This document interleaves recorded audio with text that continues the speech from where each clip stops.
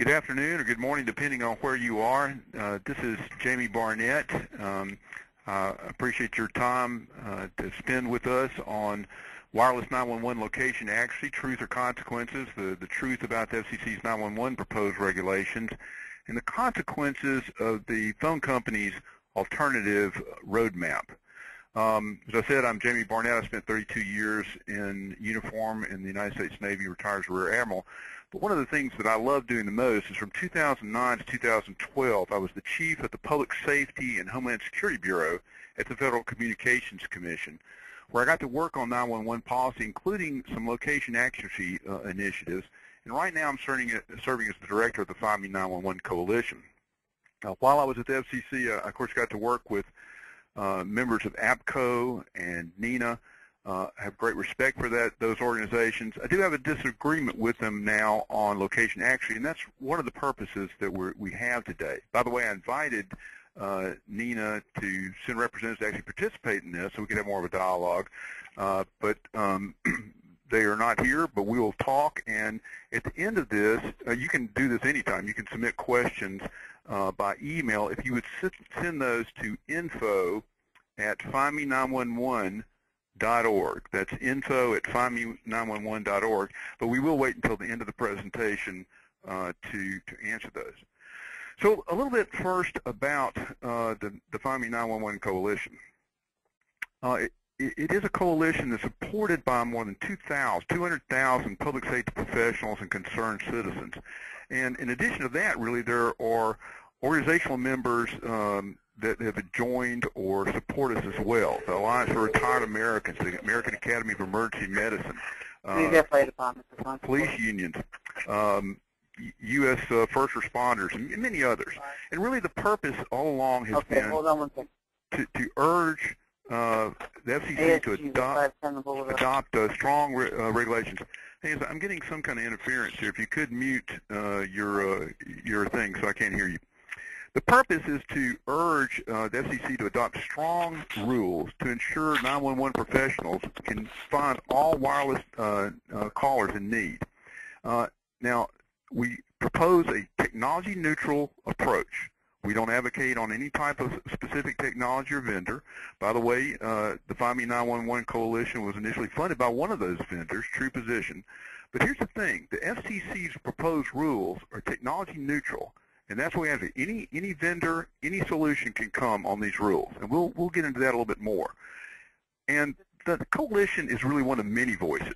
There are dozens of other organizations, 911, public safety, consumers, women's groups, victims groups, the deaf and hard of hearing community have expressed similar concerns about the phone company's plan. So what's the problem? Over the last few years, 911 professionals really started reporting a decreased location accuracy in their wireless. So, the PSAPs were experiencing a problem to be able to find people. Now, the FCC didn't require any hard data, and the phone companies denied that there was any problem.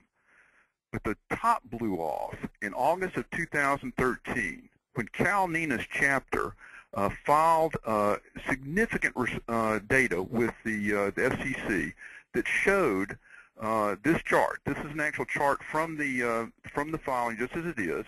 And what this shows is the performance of the cell phone companies from 2008 through 2012 in 5 major PSAPs across California.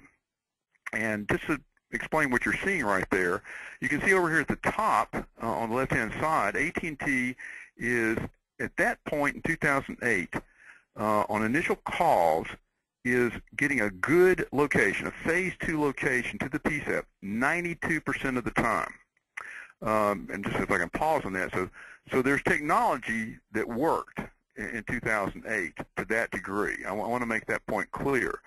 T-Mobile, they are deploying their networks, and their percentage is going up over that time frame. Verizon and Sprint had different technologies. There's another line in there that's Metro PCS, but since we're dealing with the 4 major carriers, I'm not going to mention them. But over that time period, you can see that T-Mobile and AT&T dropped, and Verizon and Sprint really never got above 57% for Verizon, and for Sprint, really it's somewhere around the 30% standpoint. So this is a capsulization of what has been happening across the country, and it's the first time that we had hard data that would actually represent what the carriers were doing, and really what the PSAPs were experiencing. So it shows a tremendous drop-off for the delivery of good location, phase 2 information to PSAPs across the state of California. And this data prompted the FCC to request other data from other states. Now, unfortunately, most states don't keep this kind of data and can be analyzed. But here's a representation of the states that were able to file some information. And this shows the percent of wireless 911 calls received by PSAPs without accurate location data, according to the information filed with FCC. And you can see District Columbia, 90% of the calls for that particular time frame did not have good location data. So what this reveals for the first time is that this is a nationwide problem. People were experiencing problems. They were anecdotally saying, well, yeah, I'm having a real problem with this. But now with this data, we can see that there's something that's happened, something that's affecting the entire nation. A poll was conducted of PSAP leaders, supervisors, managers, and 82% of the 911 professionals said that they do not trust location data provided to them, and this is why. And what's the impact? Well, in this very location accuracy proceeding, the FCC has stated that location accuracy improvements that they propose, which includes indoor location accuracy, could save over 10,000 lives annually, and it could benefit about $92 billion. It's an annual benefit of $92 billion. This is big. So, summarizing the problem, what is that problem? This is not just in your backyard, it's everybody. Over the last few years, the major cell phone companies switched to a cheaper GPS-based location technology. Now, I have to tell you, those technologies do provide reasonable location fixes for outdoor callers, but you have to have clear lines of sight to multiple satellites. It does introduce a delay. Those satellites are far up, and there's what they call a latency factor in there. So it does delay that plays in largely to that use of technology. The GPS technology, however, are not reliable to provide indoor location fixes for calls, and really it's not just inside. In urban areas, any place that blocks the satellites is going to have a problem. That's what we've been experiencing. Now, there are no FCC requirements for the cell phone companies to measure or certify their yield, which is reliability, or their accuracy for indoor wireless calls. And really, you can see what happened is that because two of the companies were already using GPS-only base services, the phone companies, basically chose the financial savings, and particularly because the FCC did not have rules that held them to account. And accountability is a major portion of what we're going to discuss today and why we think the new rules that add accountability are so important. So let's talk about where we are today, those existing rules that don't have the accountability. So there's no indoor yield or accuracy certification requirements now. Part of the reason for that is the cell phone companies back in that time frame lobbied against them. They really only require measurement of accuracy for outdoor wireless 911 calls.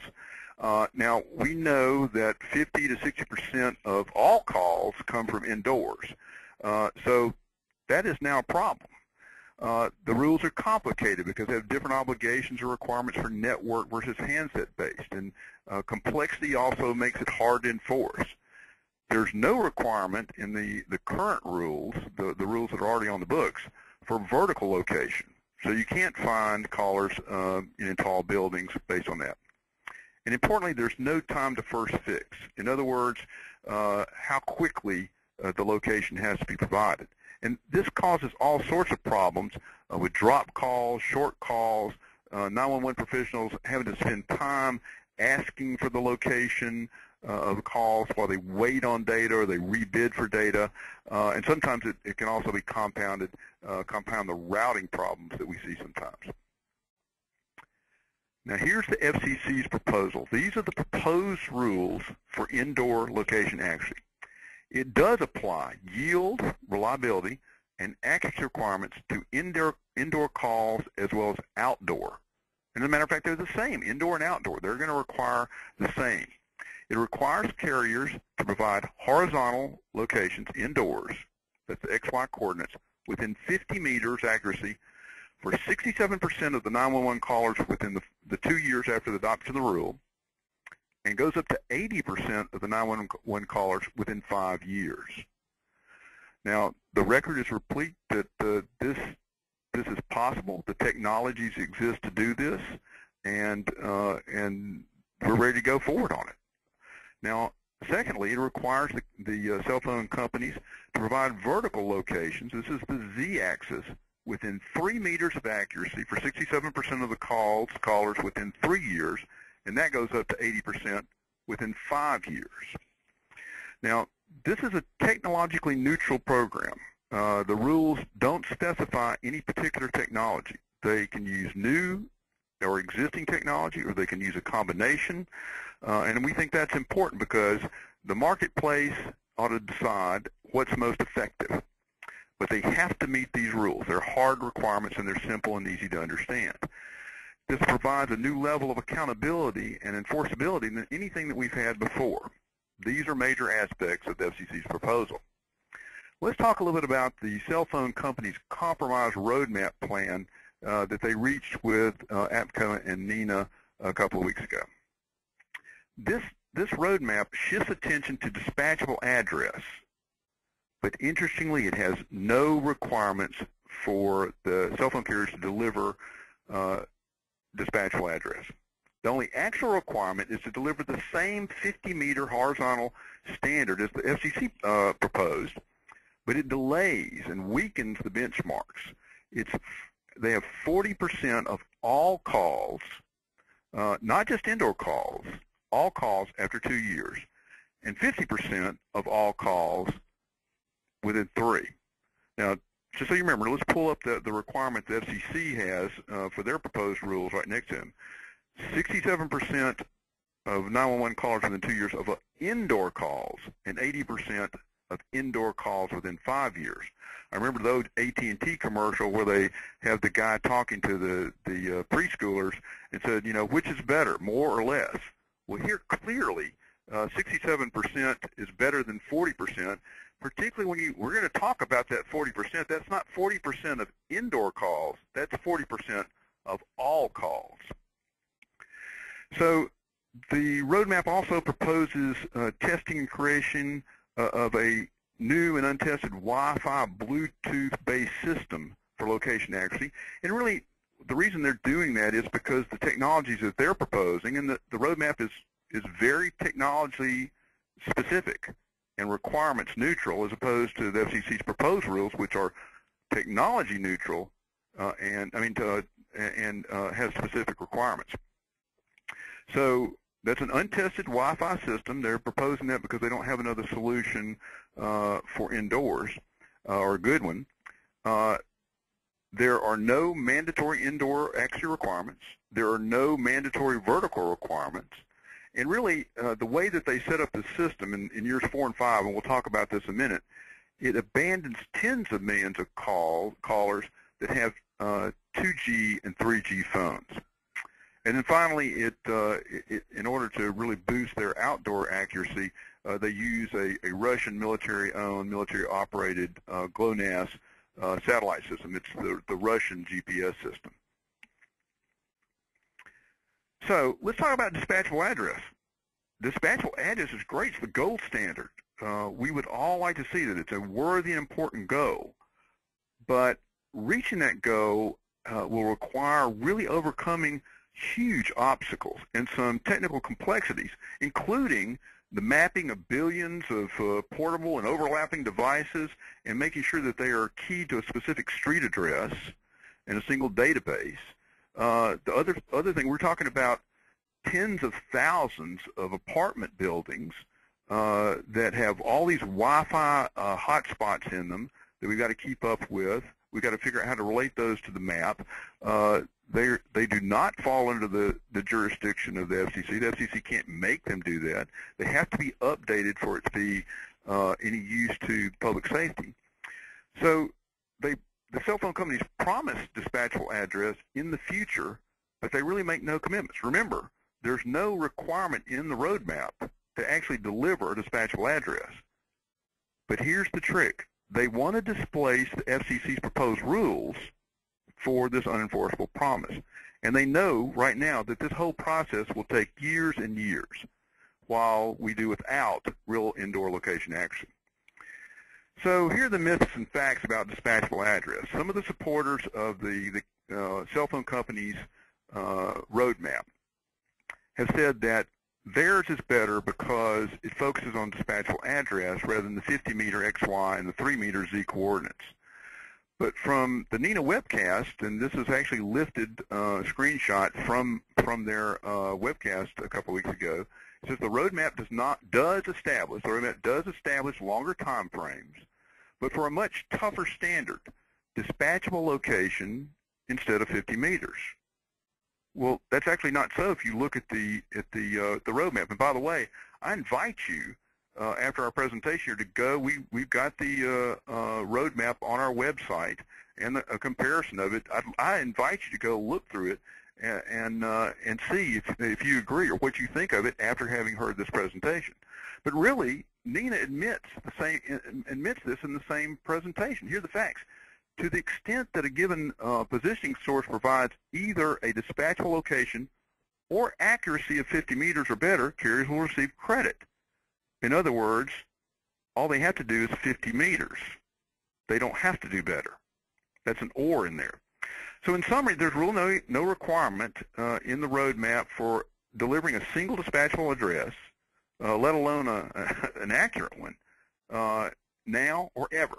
The only requirement is a small percentage of the 50-meter locations, and there's real no Z-axis in there. Now, enforceability. Now, the supporters think that the FCC can just take the roadmap and incorporate that into their rules, including their handset deployment timelines. By the way, the fact that they say handset means they're choosing technology.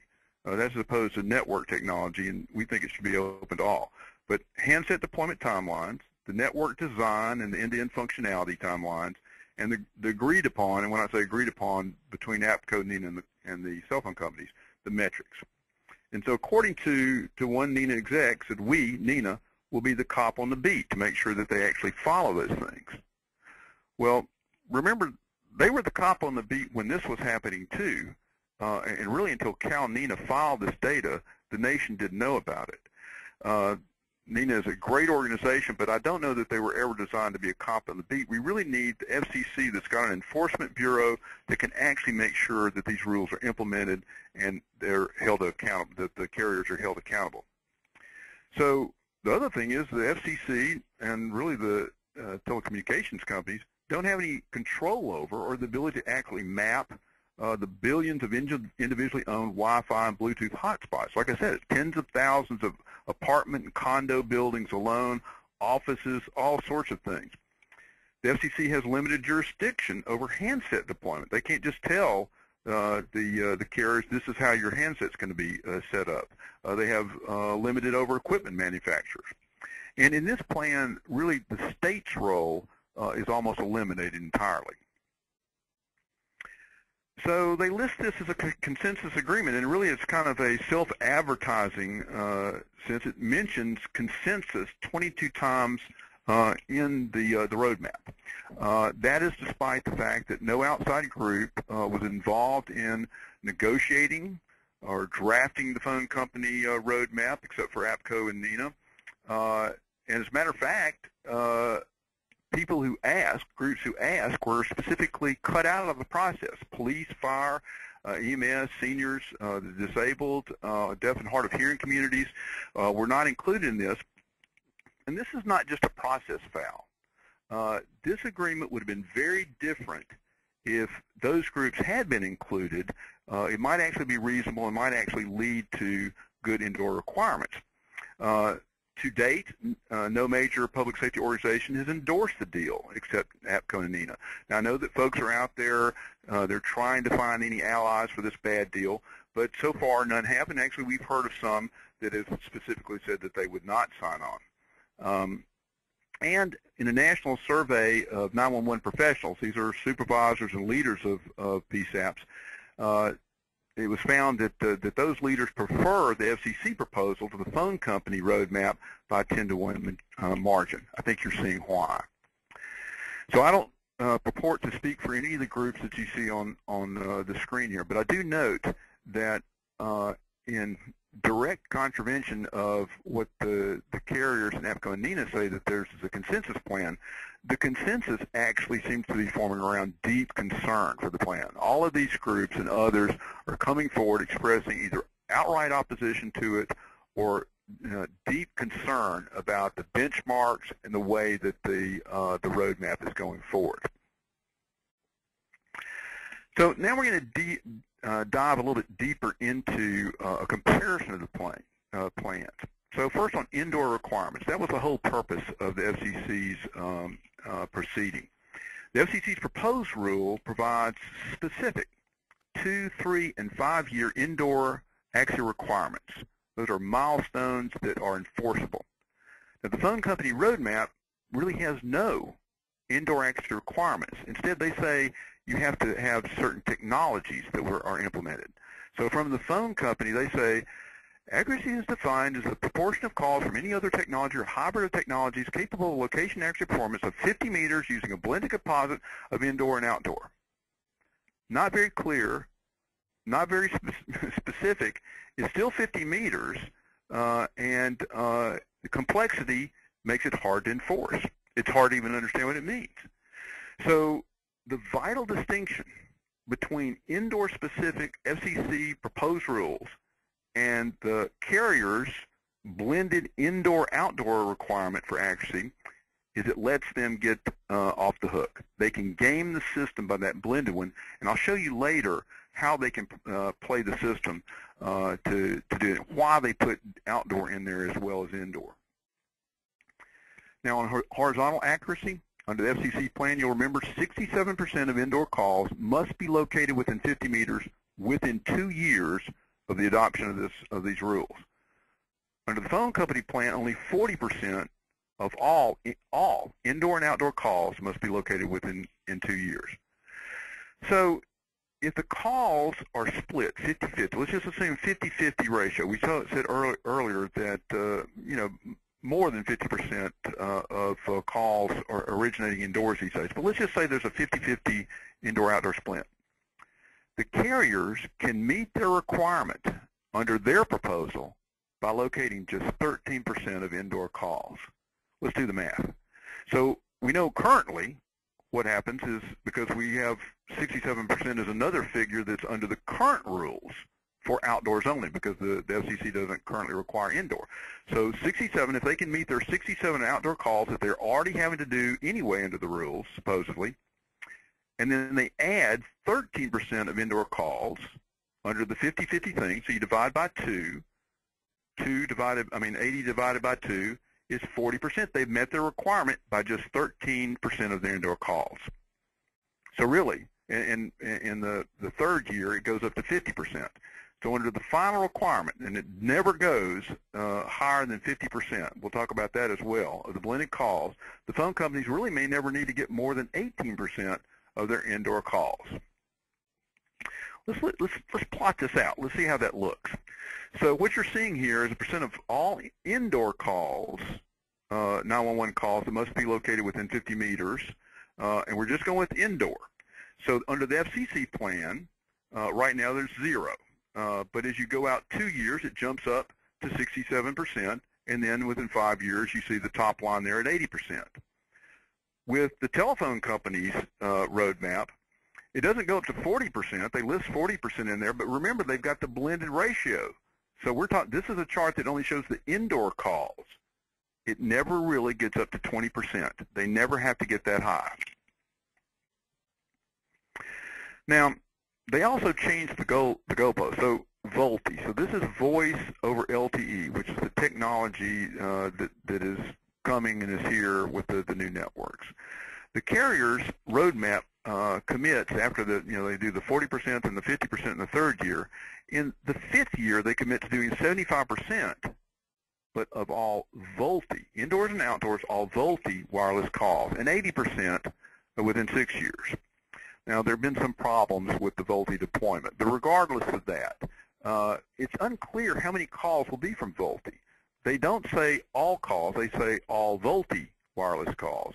And so even if VoLTE is 50% of the market in 2020, the carriers only have the obligation to locate 75% of that 50% of calls, or a total of 37% of all calls, including outdoors.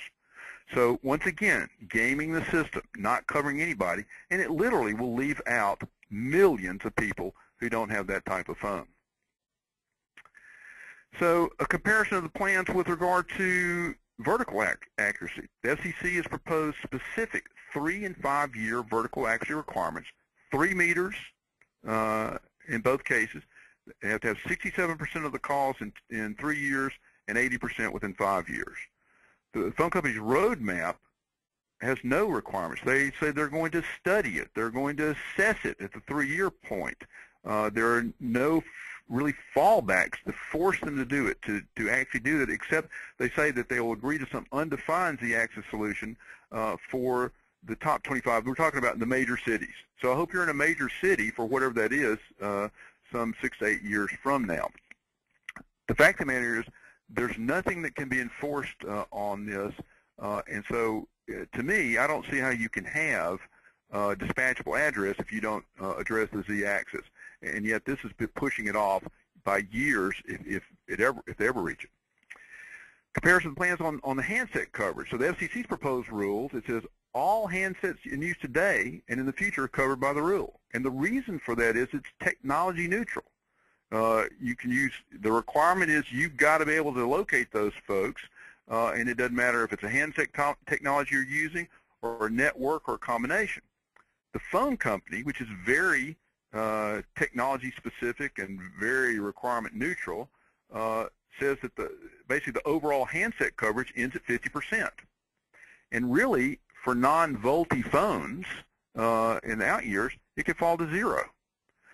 So only future 4G handsets using a special VoLTE chipset will actually be able to use the database system that we talked about. That's the database of Wi-Fi and Bluetooth. And just to give you an idea of coverage, according to one of the major manufacturers, Ericsson, more than 50 million U.S. cell phone users will still be on non-LTE phones by 2019. So that's 50 million that really will not have the benefit of indoor location accuracy. On testing, the proposed rules is using the CISRC. Now, most of you are familiar with what CISRC is. This is the Federal Advisory Committee that the FCC has set up, and they've had a testing program and a test bed. It compares known location with shown location, and it works, and it's proven. The phone company's roadmap is an unproven approach where the carriers self-validate. They're actually based on algorithms and not really on the ground truth. So in some ways, this roadmap leaves the fox in charge of the hen house, and we saw this where this got us before. The problem that we have right now, right this minute, is really because the FCC's rules do not have enough accountability, and yet here we have the roadmap proposing a new generation of no accountability. We really have to have rules that provide accountability and therefore enforceability. And then with regard to comparison of the plans on GLONASS, number one, there's nothing in the FCC's proposed rules about GLONASS. It's a Russian military satellite system. It's owned and operated by the Russian government. It's really their version of GPS. The phone company's roadmap would integrate that Russian satellite system into our domestic 911 infrastructure to basically increase their outdoor performance. And it cites GLONASS at least 7 times as part of the approach it recommends. And the fact of the matter is that's not technology neutral. That's technology specific. The problem that I have from a national security standpoint is it does give the Russians an ability to interfere with, slow, disable, or worse, spoof a key component of our public safety 911 infrastructure at any time. And really worse than that, there are news reports about how unreliable it is. There was one back from earlier this year where it was out for many hours. Now, here are the things. This is summarizing in some ways what doesn't work in the cell phone company's roadmap. No dispatchable address requirements. It uses the same 50 meters as the horizontal standard in the FCC's rules. It would require locations really for only 13% of indoor callers after 2 years, as opposed to the FCC's 67%. It would go up to 18% after 5 years that they could do. And just remember, because they have gamed the system by the blended thing, as they boost their outdoor performance, it lowers their indoor requirement. Actually, they could lower the indoor requirement to 0 if they boosted their outdoor performance enough. They propose a testing and the creation of an extremely complicated and at this point unproven Wi-Fi Bluetooth-based database system. There is no mandatory indoor requirements, nothing to enforce there. There's no mandatory vertical requirements. They're only going to study it and assess it.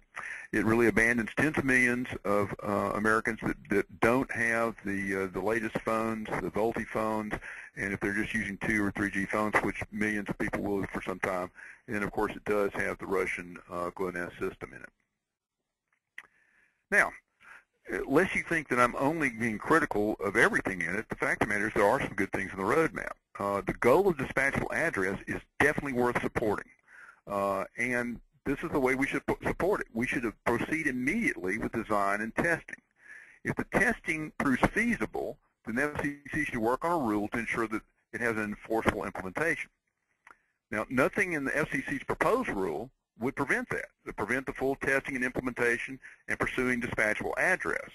But I have to tell you that nothing in the cell phone company roadmap should delay implementation of the FCC's proposed rules. You actually can adopt the FCC's proposed rules and move forward with the full investigation and testing of dispatchable address at the same time.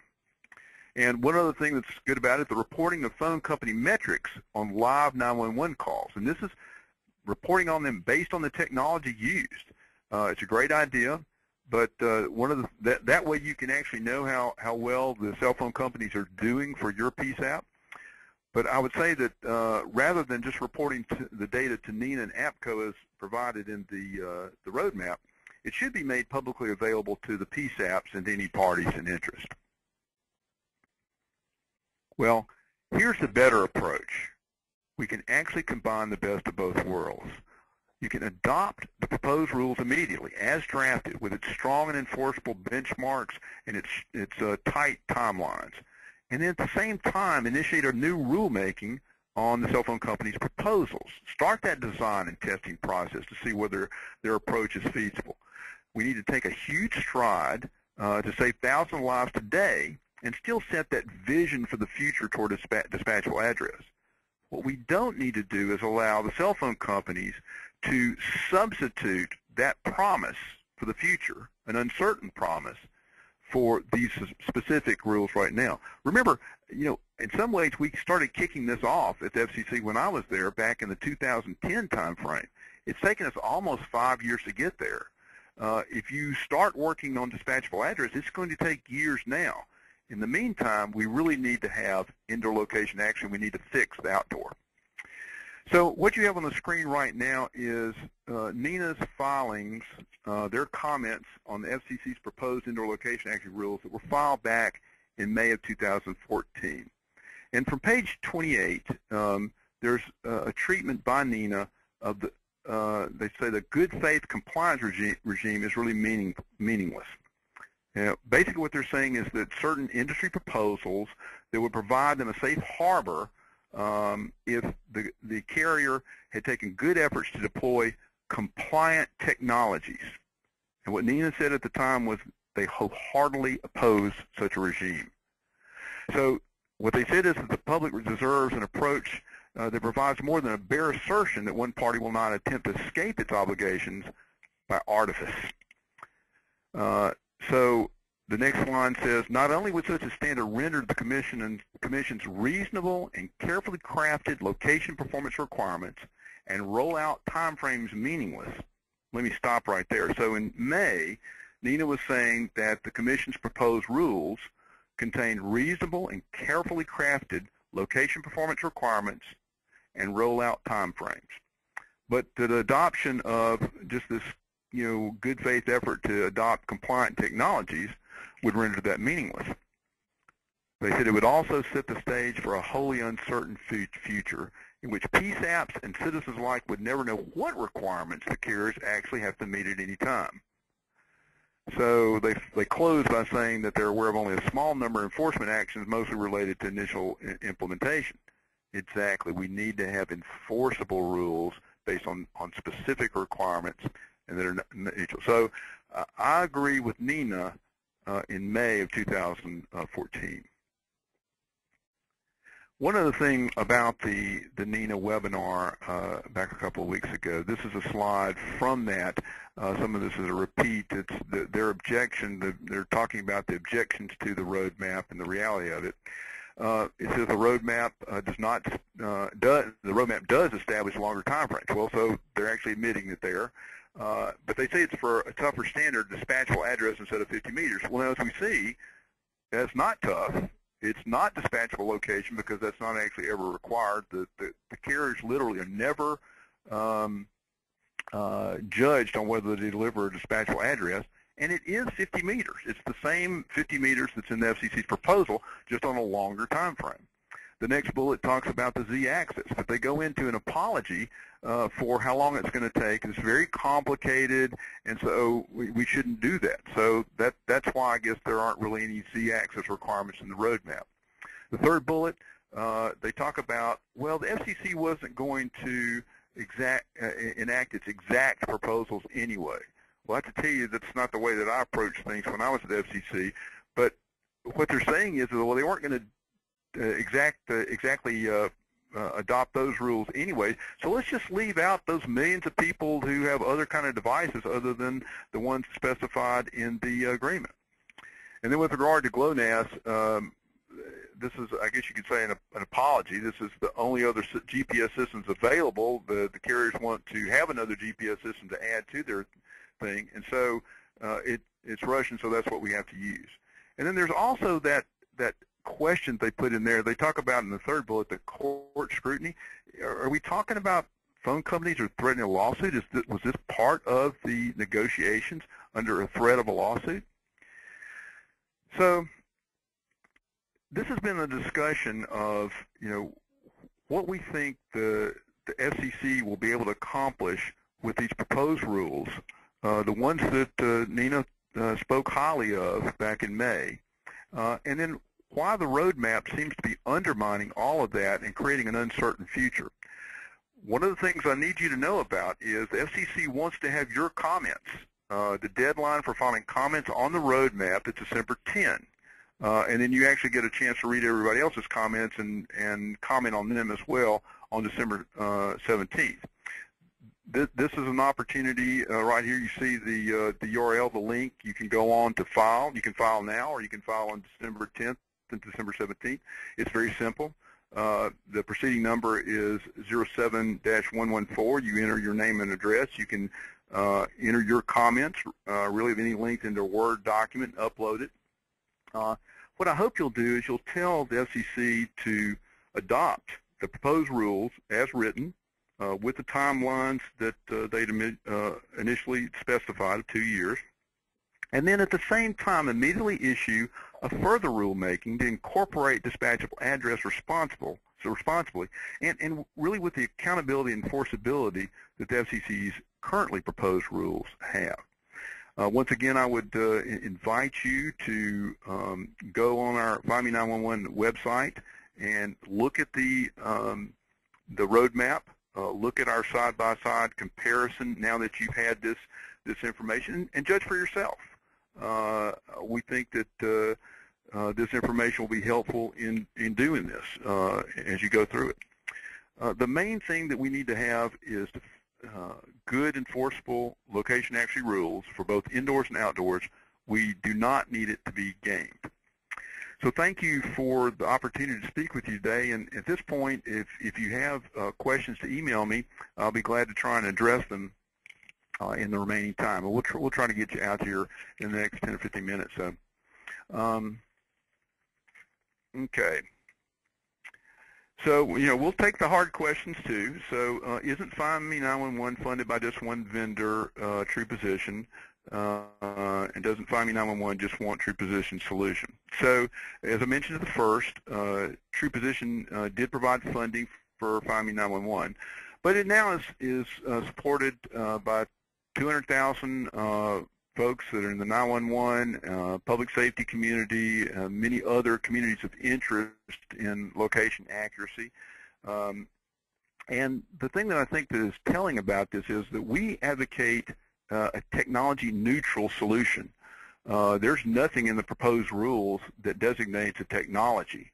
And therefore, if the FCC's proposed rules are adopted, I mean, it could very well be that the cell phone companies will choose other vendors like NextNav or Polaris, CommScope, or some combination. As a matter of fact, I personally think that to get the location accuracy that we ultimately need, it will need to be a combination of technologies. Contrast that with other groups who have a financial interest in that, the cell phone companies. They, would like to choose the technologies that do not cost them as much, and for that reason, I think that's why the roadmap is very technologically specific. And here, when you go to look at it, here's what you can look for. See if it doesn't say handset. Anytime it says handset, they've chosen a technology. See if it says OTDOA. That's a specific technology. GLONASS is a specific technology. It's very technology specific and requirements neutral.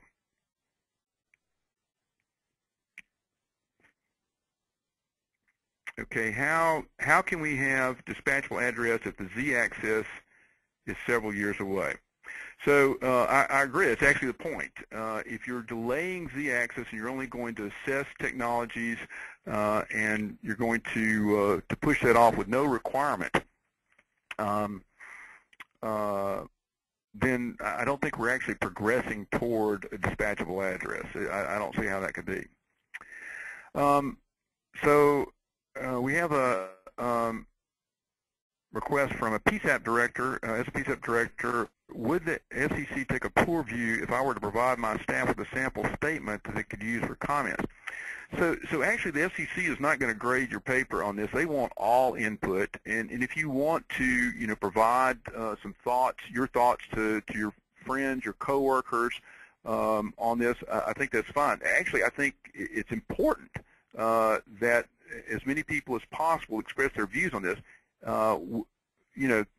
I had thought that the FCC was going to adopt the rules this month and that they could start getting into place. Because of the roadmap coming out when it did, the FCC is pretty much obligated to put it out for public comment. That's the American way. We have due process and everybody's comment on it. But the practical effect of it is delayed it. It will probably be into 2015 before those rules can actually be acted on.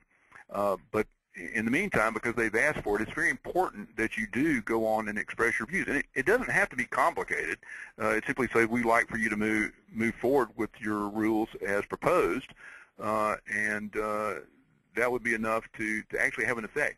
Let me tell you, they read every one of those comments. This is not just a suggestion box that things go into or never read. They're obligated and do. They want to read. They want to hear from you on this.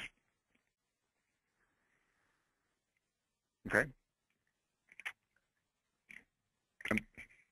So any other? Please, if you would, go to Find Me 911 if you need more information. We'll have this presentation will be available. We'll send it out. You can also see the roadmap, the comparison, and information about how you can file comments with the FCC. Once again, thank you for your time. For many of you, I know you're directly involved in 911 and the public safety community. I appreciate what you do. I appreciate the opportunity to work with you on this. Thank you so much.